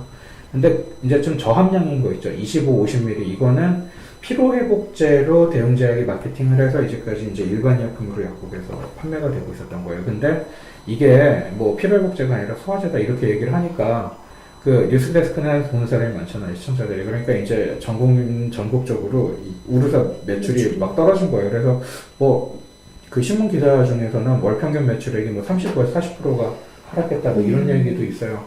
우루사가 정확하게는 기억이 안 나는데 연간 매출액이 뭐 수백억 대거든요. 600억인가 하여튼 굉장히 커요. 그러니까 이게 대웅제약 입장에서는 굉장히 좌시일 수 없는 이제 사태가 된 거죠. 그래서 이게 어떻게 됐냐면은 대웅제약에서 2014년도 2월에 그러니까 그 다음에 이 건약에 이 발언을 하신 분들, 뭐 그다음에 책 쓰신 분들 이분들한테 5천만 원의 손해배상 소송, 5천만 원이면은 뭐 크게 손해를 물은 건 아니다. 일단 소송을 제기했어요. 근데 이거는 뭐냐면은 좀 이제 너희들의 주장을 번복해라 이제 이런 어떤 요구도 있었던 것 같고 이제 이런 것 같아요. 근데 그것 때문에 뭐 이제 건강사회를 위한 약사에서는 아니 약사라는 사람들은 국민 건강을 위해서 이제 약에 대한 정확한 정보를 전달해야 될 의무가 있는 사람들인데 입을 아예 막으려고 한다 어떤 기업의 이익에 위배된다는 이유로 그래서 이제 반발을 하고 그리고 뭐 이제 대웅제약에서는 이제 또 나름대로 또 굉장히 이제 그 손해에 대해서 이제 주장을 하고 이래가지고 이제 그 평행선을 달리다가 결국에는 2014년 3월에 대한약사에서 중재해서 고소를 취하셨다고 제가 검색을 해보니까 나오더라고요. 네, 그래서 그때 당시에 이제 뭐 약사들 여론도 좀 안 좋았죠. 어떻게 제약회사가 약사들을 고소를 하느냐 뭐 이런 것 때문에 이제 그런 것도 있고. 그리고 근거 없는 얘기를 한 게 아니잖아요. 그래서 이제 좀 감정도 안 좋고 이래가지고 이제 대웅제약에서 탄발 물러나서 이제 그래가지고 애매하게 이제 뭐 그렇다고 건약이 피로회복제가 맞다 이렇게 또 얘기를 했던 것 같지는 않아요. 그리고 애매하게 뭐 사실 대웅도 해가지고 사과를 하거나 이런 건 아니고 그냥 고치야만 한 거죠. 그래서 그냥 그렇게 해가지고 그냥 대충 넘어갔는데 근데 문제는 뭐냐면은 대충 넘어갔어요 사실. 대충 넘어갔는데 이제 하는 거 아닌가? 근데 이제 문제는 뭐냐면은 이 대웅제약에서 이 우루사는 피로회복제라고 이제까지 그 심어져 있던 인식에 타격을 입었잖아요. 그러니까 어떻게 했냐면은 뭔가 이제 스폰서를 좀 한 것 같아요. 그렇게 해서 그 국내에서 이제 그 임상시험을 해가지고 이거를 그 외국 학술지에다가 논문을 냈어요. 그래서 2016년 3월에 이 학술지가 실린 그 저널 이름이 International Journal of Clinical Practice라고 해서 이거 뭐 SCI급 논문이라고 조금 그래도 권위가 어느 정도 아주 유명한 데는 아니더라도 이제 있는 데라고 해요. 근데 여기다가 그 논문 그 제목이 대략 정리를 하면은 UDCA, 그러니까 우루사 성분이죠. UDCA 컴포짓, 그러니까 컴포짓이라는 게 이게 합성 물질 뭐 이런 뜻도 있지만 여러 성분들을 합쳐놨다는 뜻도 있어요, 사실은. 그쵸? 컴포짓이라는 게 여러 성분들로 구성된 이런 복합제 뭐 이런 뜻이 있기 때문에 그러니까 UDCA 한 성분만 가지고 시험을 한 게 아니었어요. 이게 다시 자기가 얘기를 하겠지만 하여튼 UDCA 컴포짓 이 물질에 필요한 간질환자에 대한 그 안전성 및 효능 뭐 이런 이제 번역하면 이렇게 돼요. 이런 논문을 게재를 했는데 이 임상시험한 그 내용을 보면 어떠냐면은 실험 대상자가 그냥 일반인은 아니고 간질환이 조금 있는 사람이에요. 그러니까 간질환이 아주 심한 사람은 아니고 약간 이제 그 가벼운 간질환이 있는 거죠. 그러니까 간 효소 수치가 정상보다 조금 높아 있던가. 그러니까 우리가 보통 그 ALT하고 AST를 보잖아요. 간 효소 수치. 근데 ALT가 조금 더 간 손상에 좀 특이적인 수치죠. 그러니까 AST는 심장 조직이 손상됐을 때도 이렇게 올라갈 수가 있는 거기 때문에 ALT가 올라간 거를 조금 더 간하고 직접적으로 연관된 걸로 보는데 ALT 수치가 이제 혈중에 뭐 40 넘어가면 보통 좀 올라갔다고 보잖아요. 근데 이런 사람들 또는 이제 지방간이 있는 사람 아니면 둘 다 있는 사람 이런 사람들을 모아서 그래가지고 이제 임상을 한 거예요. 근데 뭐를 투여를 했냐면은 UDCA 50mg하고 리보플라빈 5mg하고 치아민 10mg을 혼합한 약물을 투여를 했어요. 그러니까 이게 정확하게 뭐랑 같냐면은 시중에 이제 약국에 유통되고 있는 우르사 연질 캡슐 50mg하고 똑같거든요, 이게. 예. 근데 뭐가 좀 불안했는지 모르겠는데 UDCA만 하지. 그냥 우르사가 내세우는 성분은 UDCA잖아요. 근데 여기다가 아까 우리가 육체 피로 회복 효과가 있다고 얘기했던 치아민 있잖아요. 이걸 10mg을 같이 넣어가지고 실험을 한 거예요. 예. 그렇게 해서 이제 그 8주 동안 투여를 했는데 그 대조군, 그러니까 플라시보를 먹인 거죠. 플라시보는 이제 그냥 뭐 밀가루죠, 사실. 이거를 83명한테 먹이고, 그 다음에 실험군, 이게 진짜로 이제 그 실험 효과를 보려고 하는 약 있죠. UDCA 50mg하고 치아민 10mg. 이거를 이제 실험군, 실험군이 이게 85명인가 그랬을 거예요. 한테 이게 투여를 했는데, 대조군, 그러니까 플라시보 약을 먹은 사람들은 45.68%, 그 다음에 이 진짜 약을 먹은 사람은 79.76%에서 피로회복 효과가 관찰이 됐대요. 그러니까 이 정도 차이면은 뭐 한 30몇 프로 차이니까 약을 먹은 사람들한테 피로회복 효과가 나타났다고 할 수는 있죠. 이제 이 피로회복 효과를 측정한 방법이 설문조사를 했어요. 뭐 얼마나 피로가 개선됐냐를, 그러니까 주관적으로. 피로라는 게 좀 주관적인 거다 보니까 어쩔 수 없이 뭐 그렇게 했다고 볼 수가 있겠죠. 근데 어쨌든지간 이렇게 했는데 조금 이게 그렇게 해서 우르사 UDCA의 피로회복 효과를 입증했다라고 대웅제약 측에서는 얘기를 하는데 이게 UDCA 한 가지만 놓고 실험을 했으면은 모르겠는데 치아민은 왜 넣는지 모르겠어. 네. 그렇지. 그래가지고 이렇게 했기 때문에 이 실험 결과가 UDCA 효과가 아니라 치아민의 효과일 가능성도 있거든요. 근데 치아민은 우리가 아까도 살펴봤지만 사실 의학적으로 육체 피로 회복 효과가 입증이 됐다고 볼 수 있는 약이잖아요. 그렇기 때문에 이게 이제 실험에서의 좀 이제 그 어떤 단점, 문제점으로 좀 지적을 해볼 수가 있고요. 그다음 또 뭐가 있냐면은 아니 우르사를 이렇게 광고를 하거나 그럴 때 보면은 간 질환이 있는 사람의 피로 회복에 효과가 있습니다. 이렇게 광고하거나 홍보하지는 않잖아요. 마치 모든 사람들에게 피로 있는 사람은 다 피로는 간 때문이고 간에는 우르사 이렇게 광고하잖아요, 사실은. 예. 근데 우리가 앞에서 살펴봤지만 모든 피로가 간 때문에 그런 게 아니잖아요. 피로를 유발할 수 있는 굉장히 다양한 원인이 있고요. 그 다음에 그런데 마치 모든 이 사람에게 피로 회복 효과가 있다고 이렇게 우르사를 마케팅하는 거에 비해서는 이 실험 자체는 경미한 간질환이 있는 사람들한테만 했다는 거죠. 그런 걸 봤을 때는 이 실험 결과를 확대 해석해서 이 우르사가 피로회복제다. 피로회복에는 다 효과가 있다. 이렇게 얘기하는 건 어폐가 있어요. 정확하게 얘기하면은 이것도 경미한 간질환이 있는 사람에게 효과가 있을 수 있다는 건데 치아민을 넣기 때문에 이것도 모르는 거죠. 치아민 효과는. UDCA 단일 성분의 효과는 모르는 거죠. 그래서 이게 좀 하여튼 석연치 않아요. 하여튼 그래서 이렇게 했는데 이렇게 하고 나서 이제 광고에서는 우르사 광고에서는 물론 경미한 간질환으로 인한 피로 회복에 효과가 있습니다. 이렇게 얘기하지 않죠. 그냥 피로 회복이라고 얘기하잖아요. 근데 실제로는 이 임상 실험에서 썼던 거랑 똑같은 그 성분인 우르사 연질캡슐 50mg 있잖아요. 이게 식약처에서는 승인이 어떻게 됐냐면은 그냥 육체 피로 및 전신모한테 이렇게 된 게 아니라 만성 간질환의 간 기능 개선 이거 갖고 그 다음에 간 기능 장애에 의한 육체 피로 및 전신 권태 이렇게 돼 있어요. 그러니까 그냥 일반적인 육체 피로에 대한 효과가 아니고 간 기능 장애에 의한 육체 피로예요. 어디까지나 이렇게 국한시켜놨죠. 그러니까 식약처에서 승인 받을 때는 이렇게 승인 받고 광고할 때는 일반적인 육체 피로에 다 효과가 있는 것처럼 얘기를 하는데 이거는 조금 하여튼간에 맞지 않는다는 생각이 좀 들거든요. 네.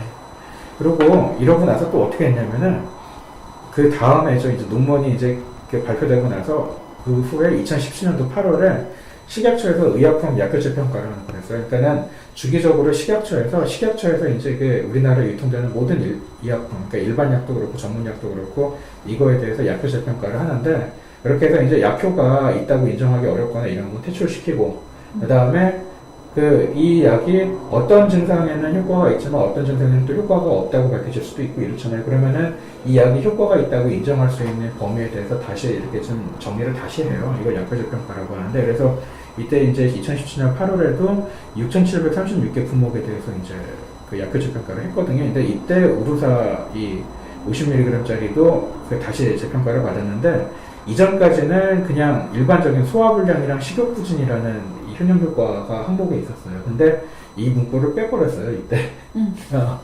근데 문제는 뭐냐면, 제가 아까도 말씀드렸지만, 배아제는 우루사 성분이 10mg이 아직도 들어가 있어요. 이건 뭐지 도대체? 피로회복되려고 된 건가? 하여튼 간에, 배아제에 이 10mg 이게 들어있다는 건 소화불량에 당연히 효과가 있다는 거죠. 근데, 이 피로회복제로 마케팅하는 데는 얘가 좀 별로 도움이 되지 않을 것 같으니까 이 문구를 빼버린 거예요. 근데 나는 식약처가 이걸 이렇게 해준 것도 좀. 그러니까 그런 네, 문구는 전문기관- 그냥 임의로 삭제가 가능한 거예요? 그러게 나는 원치 않으면 그것도 좀 아니 그리고 더 웃긴 거는 우루사 정 100ml짜리가 있어요. 이제.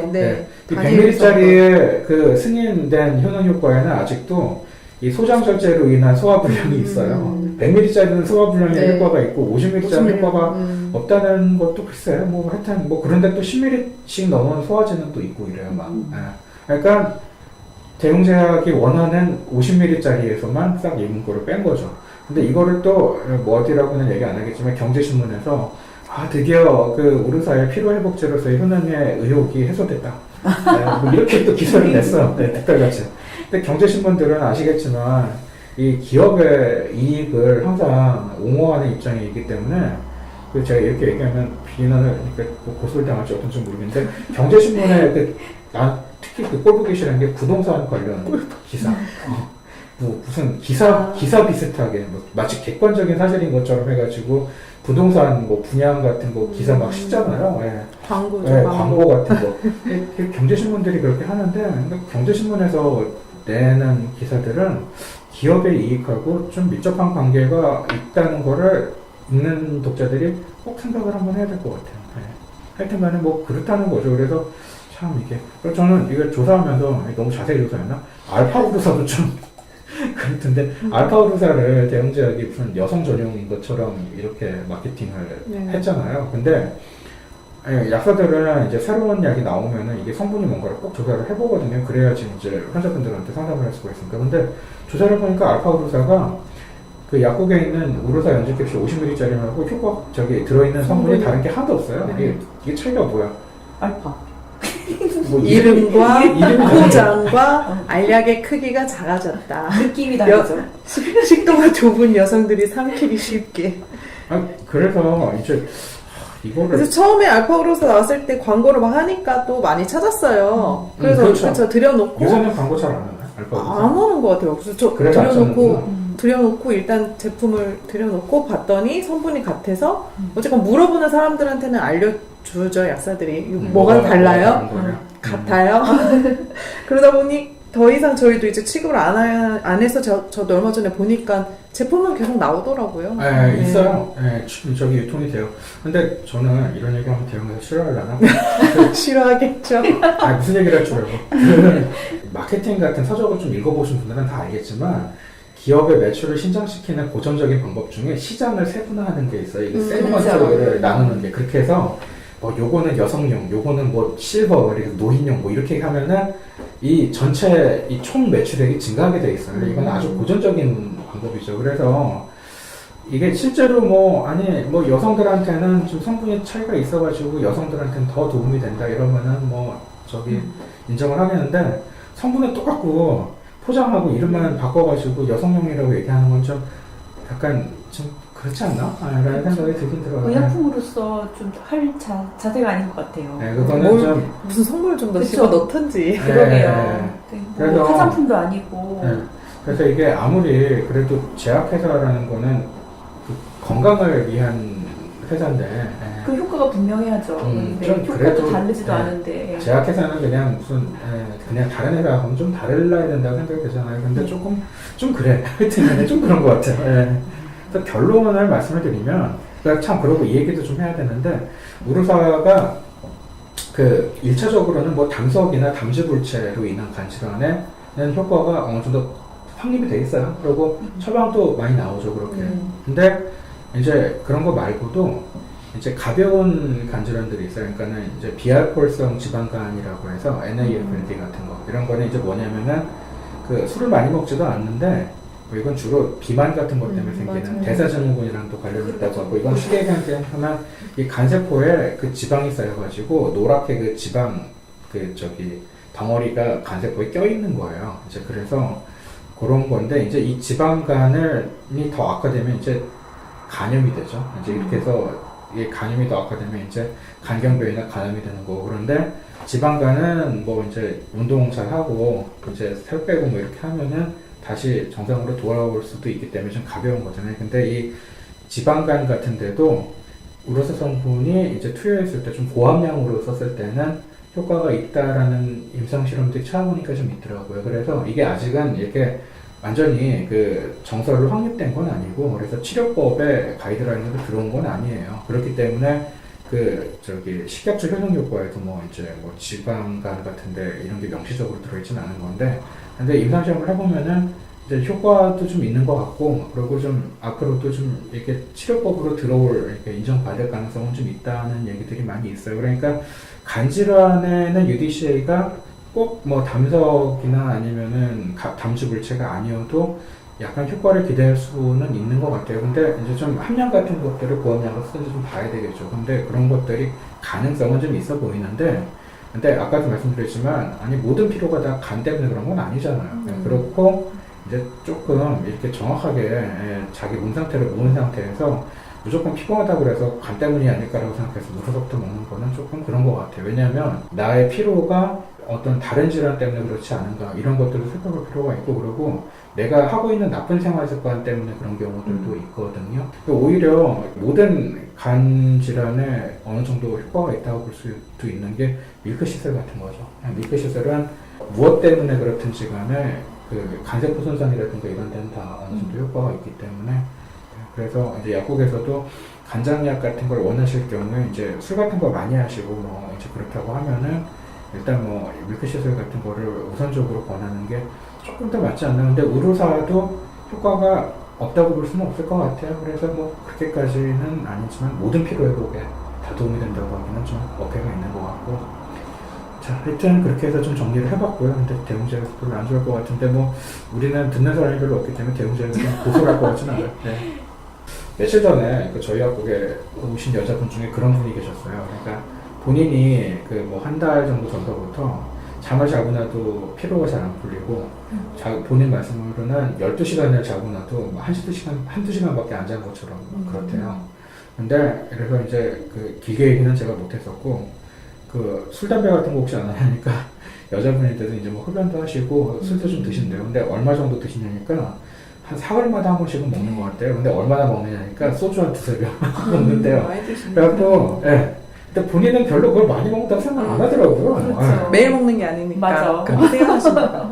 아니, 근데, 원래, WHO인가 그 기준에서도, 그 헤비 드링크에, 그러니까는 좀 심한 음주의 기준이 뭐냐면은, 석잔이잖아요, 석잔. 예, 석잔인데, 소주는 소주잔으로 석잔, 맥주는 맥주잔으로 석잔. 예, 되게 그걸 보잖아요. 그러니까, 소주 두세 병이면은 많이 먹는 거죠. 근데 이게 제가 또 그래서 그때 그 말씀을 드렸는데, 일단, 술 같은 걸 많이 먹으면은 이걸 간에서 해독을 해야 되니까, 뭐 꼭 내가 간이 나빠서라기보다, 몸에서 그 해독 과정에 에너지를 많이 쓰게 되잖아요. 그러니까 당연히 피로에 그 악영향을 주겠죠. 그래서 본인이 하시는 생활 습관 중에서 뭔가 몸에 부담 줄 수 있는 것부터 먼저 이렇게 줄이시라는 말씀을 드렸거든요.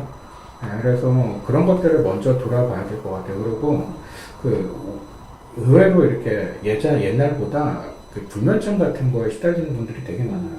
수면유도제 가지고 오시는 분들도 많지만, 그래서 불면증 같은 것들을 겪는 분들도 되게 많아서 이 불면증도 직접적으로 피로랑 연관이 있죠.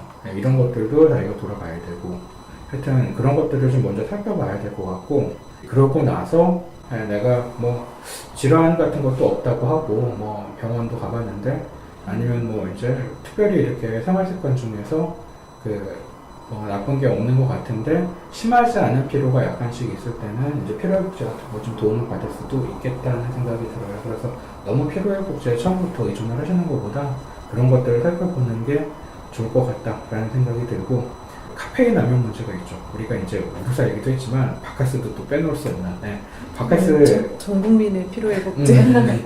이게 좀 그런 것 같아요. 이게 뭐라고 해야 될까? 좀 바카스는 가격도 저렴하고 이래서 사람들이 매일매일 힘들게 일하고 이제 바쁘게 살잖아요. 이런 사람들이 잠깐이나마 이렇게 큰 돈 안 들이고 뭐 이렇게 좀 도움을 받을 수 있는 뭔가 안식처 같은 그런 느낌이 좀 있는 것 같아요. 바카스에 대해서.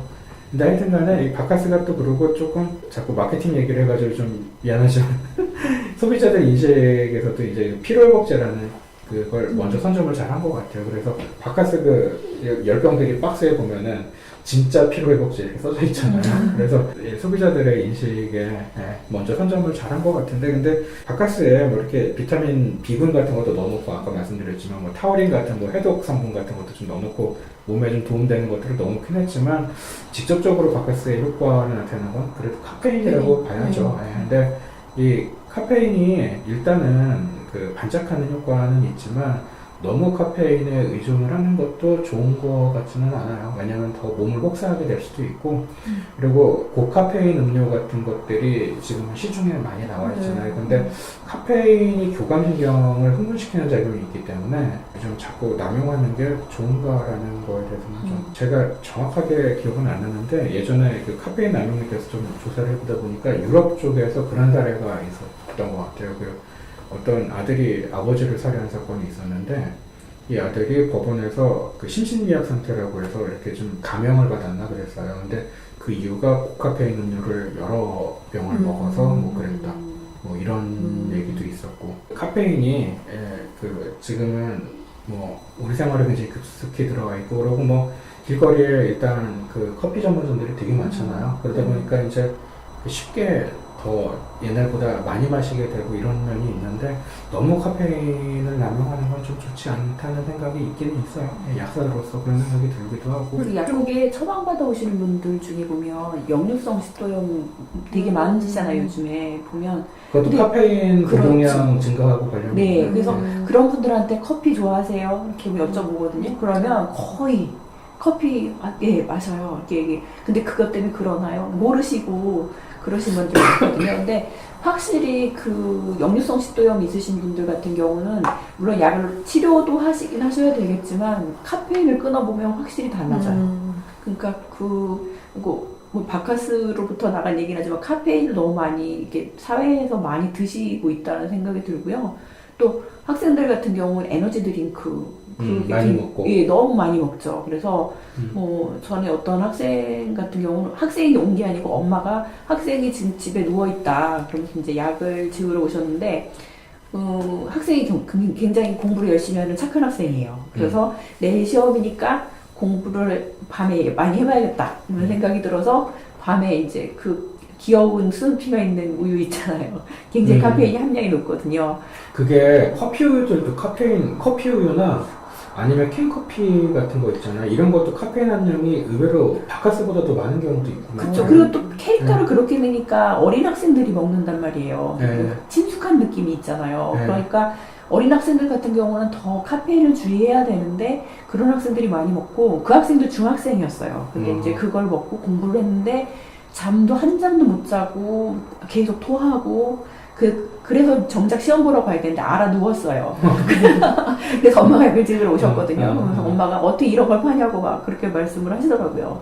그러니까 그 카페인에 대해 나라에서 관리하는 부분도 지금하고는 달라져야 될 것 같고, 시민분들도 알고 계셔야 식음료의 것 같아요. 카페인을 조금 더 규제를 했으면 좋겠다는 생각은 조금 있기는 있어요. 근데 네. 그 뭐라고 해야 될까? 바카스가 원래 약이었다가 의약외품으로 풀렸잖아요. 네, 그래서 편의점에도 있고. 근데 그 시점을 이제 그 기화로 해가지고 카페인 함량이 되게 많이 올라간 것 같더라고요. 이렇게 드링크나 이런 데 들어있는. 네, 그리고 에너지 드링크가 들어오면서 되게 많이 올라갔죠. 그렇게 올라가고 그래서 의외로 자기도 모르는 사이에 굉장히 많은 카페인을 이렇게 섭취를 하게 될 가능성도 네. 있고. 근데 아까 그 처음에 그 얘기를 안 했다. 규제 얘기하다 보니까 이제 생각이 났는데 이대목동병원 얘기할 때 신생아사망 사건 얘기할 때 저는 좀 이 상급종합병원들이 자꾸 수가 얘기하는 것도 좀 괘씸한 생각이 드는 게 이명박 박근혜 정권 때 얼마나 그 영리병원 허용해달라고 쫄았어요. 그 기획재정부 통해서 로비하고 환자 안전이나 이런 거에 대해서 신경을 안 쓰고 NICU 맞죠? NICU나 중증외상센터 같이 사실 돈이 되지 않지만 우리한테 꼭 필요한 그런 분야는 진짜 공공성이 있어야 될 것 그렇죠. 같아요. 저도 그 얘기 하고 싶었는데 공공의료가 너무 우리나라는 기반이 취약해가지고 그 메르스 사태 때도 그래서 그런 얘기를 시민단체들이 했잖아요. 공공의료 기반이 너무 취약하니까 그리고 다 병원들이 이렇게 영리추구 쪽으로 많이 가 있어서 메르스 사태 같이 이렇게 그 감염 환자가 발생하면은 이거를 좀 잘 관리하는 것보다는 병원 이미지 타격 안 받는 이런 거 덮고 쉬쉬하는 쪽에 더 골몰하고 막 이렇다고 비판을 했었죠. 그래서 참 그 영리병원을 그렇게 추진하고 그랬던 걸 생각하면 그때 시민단체들이 굉장히 많이 반대해서 그래도 허용은 되지 않았지만 그런 전력을 생각해 봤을 때는 이렇게 자기들 책임은 안 하고 맨날 돈 얘기만 하는 게 괘씸하다는 거죠. 결론을 얘기를 하면 참 준비를 하면서 그런 생각이 들던데 우리나라가 수면 시간이 OECD에서도 최하위권이라고 언론 기사들이 있었어요. 그래서 평균 OECD 수면 시간이 한 40시간 정도가 부족하대요, 우리나라가. 그리고 노동 시간은 제일 길죠, 우리나라가. 멕시코랑 우리나라랑.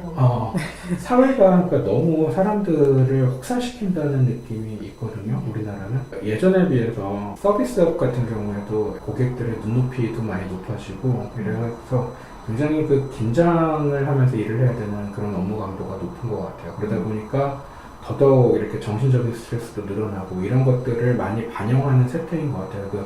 피로회복제를 많이 찾고 막 고카페인 음료를 마시고 이런 것들이. 그래서 우리가 이제 이 질환이라는 거를 꼭 그렇게 개인의 문제로만 볼 게 아니라 그 질환이라는 건 사회 세태를 사실 반영하는 거잖아요. 그래서 좀 대한민국이 사람이 태어나서 사는 건 어차피 행복하게 살려고 하는 건데 이렇게 좀 사람을 수모시켜가면서 이렇게 힘들게 죽어라고 바둥바둥 살아야 되나 이런 생각이 항상 들어요. 또 하실 말씀 있으세요? 얘기를 안 해갖고 나 혼자 다 얘기한 것 같고. 하여튼 저희는 또 다음에 또 다른 주제를 가지고 찾아뵙도록 하겠고요. 오늘 저희 수고 많으셨어요. 네. 이거 두고 가니 조그맣고 동그란 지금 내 손